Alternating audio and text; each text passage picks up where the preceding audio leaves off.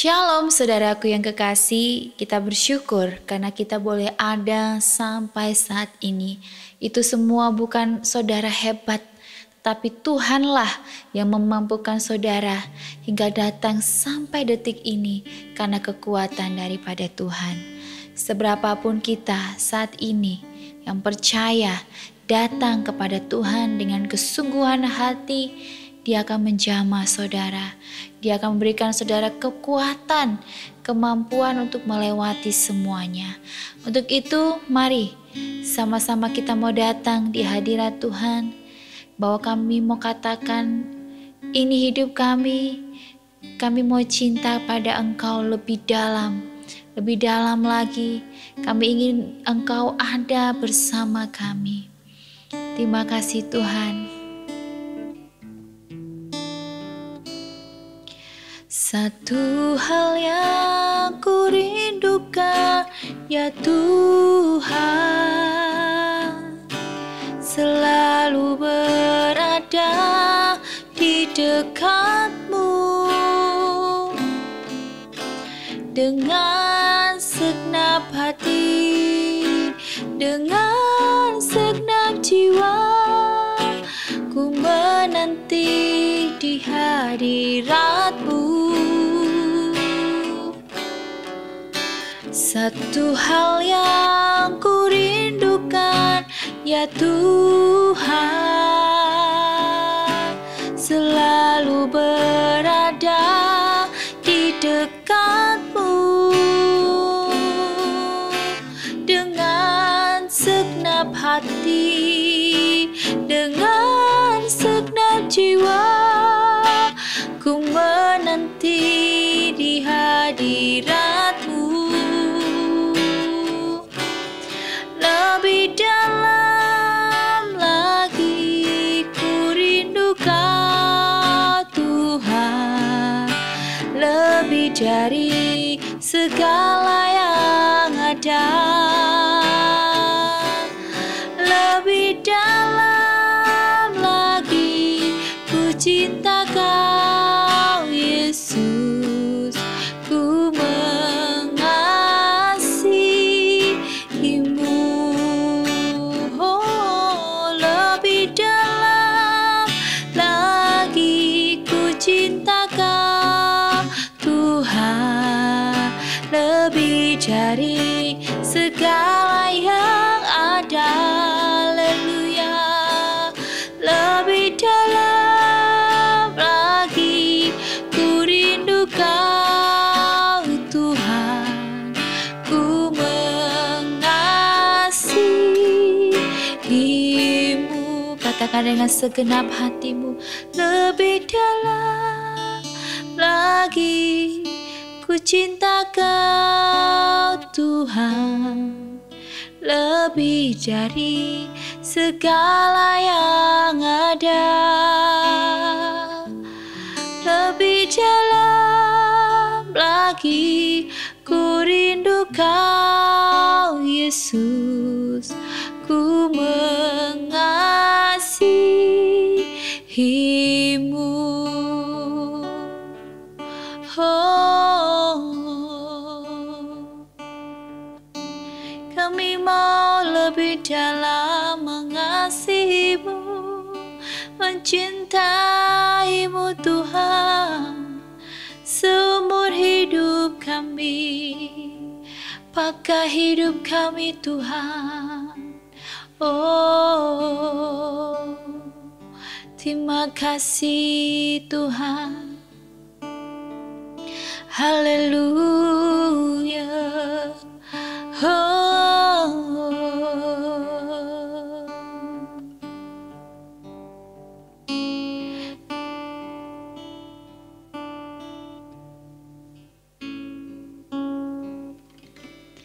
lebih dalam lagi ku cinta Kau Tuhan, lebih dari segala yang ada. Lebih dalam lagi ku rindu Kau Yesus, ku ku mengasihimu.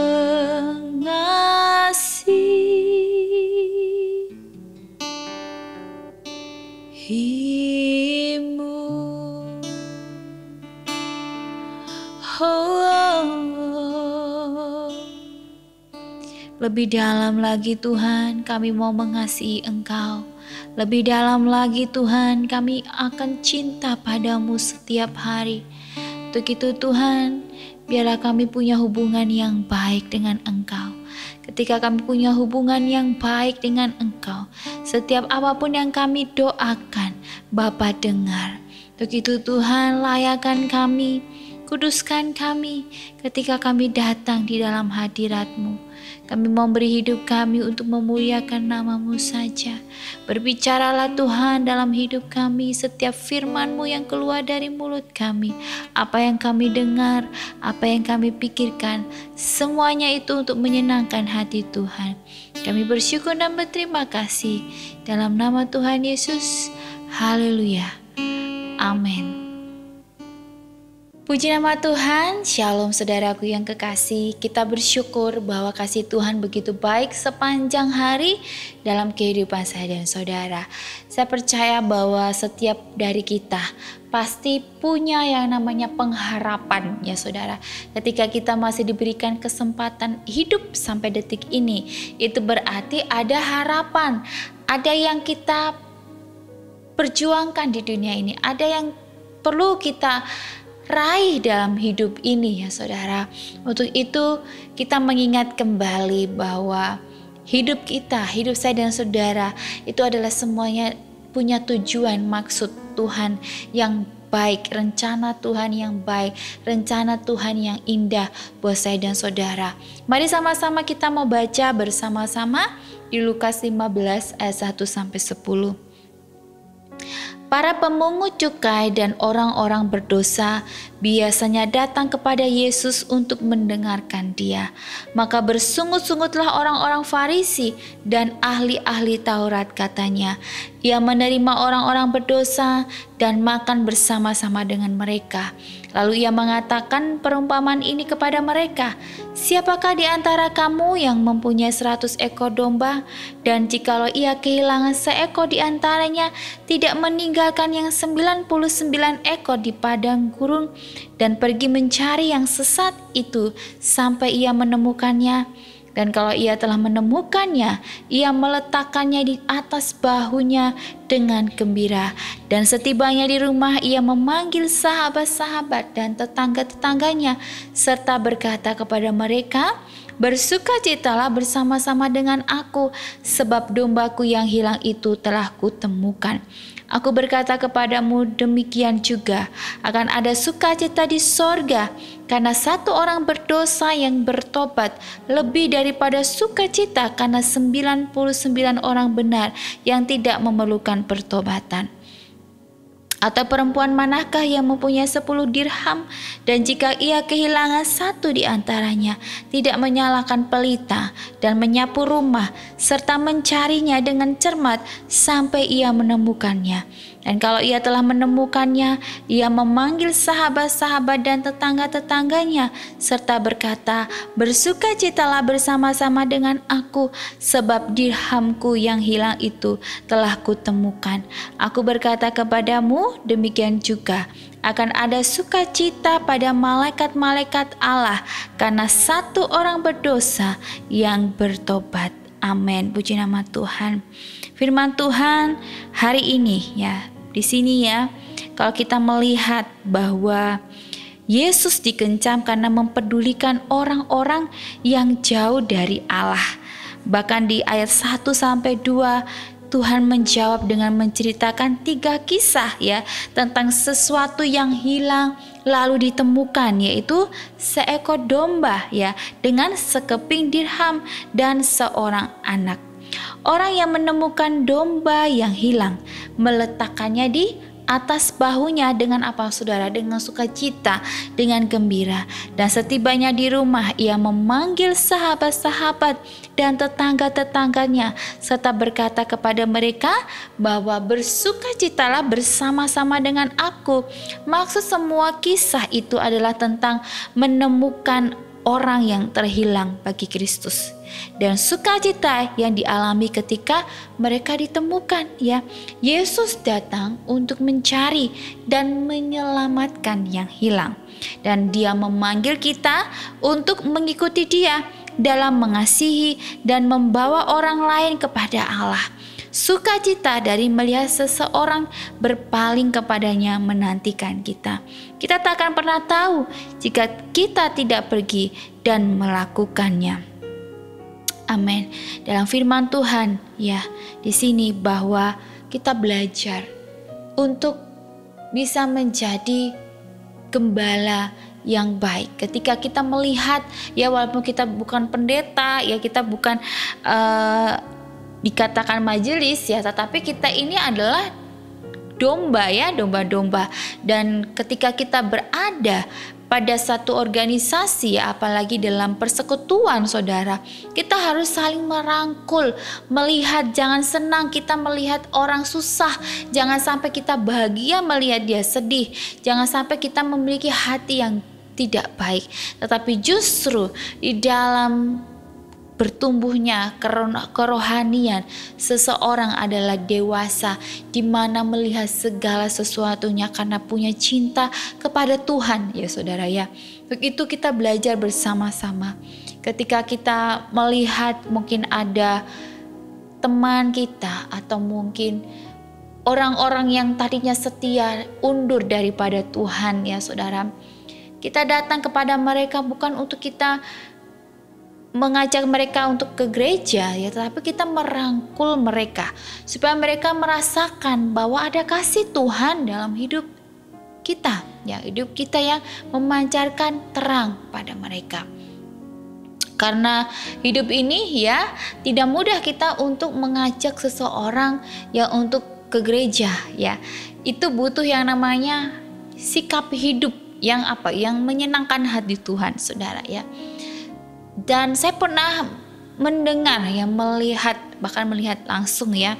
Bahkan saya sudah men-sharingkan juga kepada saudara, ya, bahwa saya mempunyai seorang mbak yang dimana dia di luar kami, ya, tetapi di sini kami tidak mengajaknya untuk bergereja, tetapi lewat hidup, ya, lewat hidup yang kita berikan untuk memuliakan Bapa di surga, itu adalah buah di mana orang yang tadinya memandang gereja itu adalah satu hal yang membuat mereka merasa tidak layak, atau mereka memandang gereja bahwa itu untuk orang-orang yang baik, tetapi ketika melihat kita, mereka menjadi ingin tahu apa yang kita lakukan, yaitu dengan sendirinya, ya, mereka akan ke gereja karena mereka pengen tahu, ya, bahwa Tuhan kita itu berkuasa. Ya, untuk itu saudara, walaupun masih muda atau ibu-ibu muda atau sudah lansia, ya, kita harus punya hati, punya pemikiran untuk cinta kepada Tuhan. Karena orang yang mencintai Tuhan, pasti dia juga akan mencintai sesama, ya. Karena hidup ini, ya, kita ini memanusiakan manusia juga, ya. Tidak ada yang membuat kita beda. Ya, Tuhan menciptakan semuanya itu sama, ya. Mungkin dunia membedakan dengan jabatan, dengan apapun yang dipunya, tetapi ketika kita kembali kepada Tuhan, itu tidak ada artinya, dan itu tidak akan bisa kita banggakan, ya, sampai kehidupan nanti kekal di sorga. Untuk itu jangan berbangga diri dengan apa yang kita punya, karena itu hanya bersifat sementara, ya. Dan jangan takut juga kehilangan, ya. Saya ini sudah berkali-kali saudara kehilangan, dan hati saya ini, mental saya ini udah teruji. Waktu saya kehilangan ratusan juta, ya, berat, saudara, saya menangis, saya tidak bisa makan. Tetapi apa yang saya lakukan itu hanya menyiksa diri saya sendiri, ya.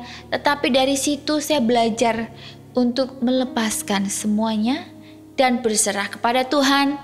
Karena Tuhanlah yang memiliki kehidupan saya dan saudara.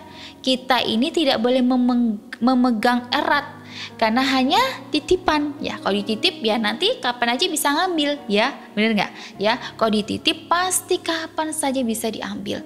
Untuk itu dalam hidup ini yang perlu kita lakukan adalah kita melihat sesama kita.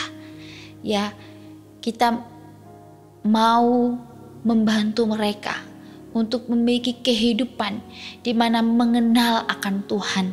Ya, siapapun itu, kita tidak boleh memandang, tapi justru dengan kasih Tuhan, ya, kita melihat bahwa mereka perlu Tuhan dalam hidup mereka. Untuk itu, siaplah menjadi pribadi yang berdampak, ya, bagi banyak orang. Ya, jangankan keluar dulu, di dalam rumah dulu. Berdampaklah istri bagi suami. Suami berdampaklah istri pada istri. Dan orang tua berdampaklah bagi anak. Anak-anak berdampaklah bagi orang tua. Ya. Dan para karyawan berdampaklah bagi teman-teman sekantormu. Pengusaha berdampaklah bagi anak-anak buahmu.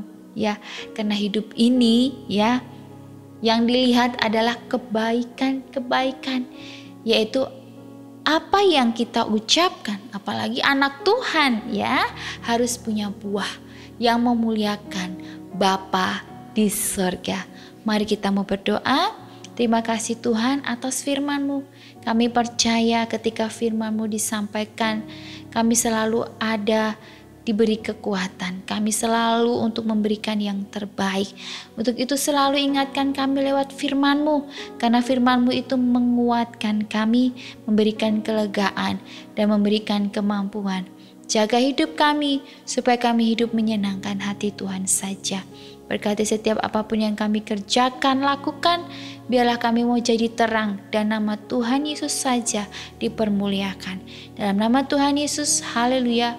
Amin. Puji nama Tuhan. Shalom.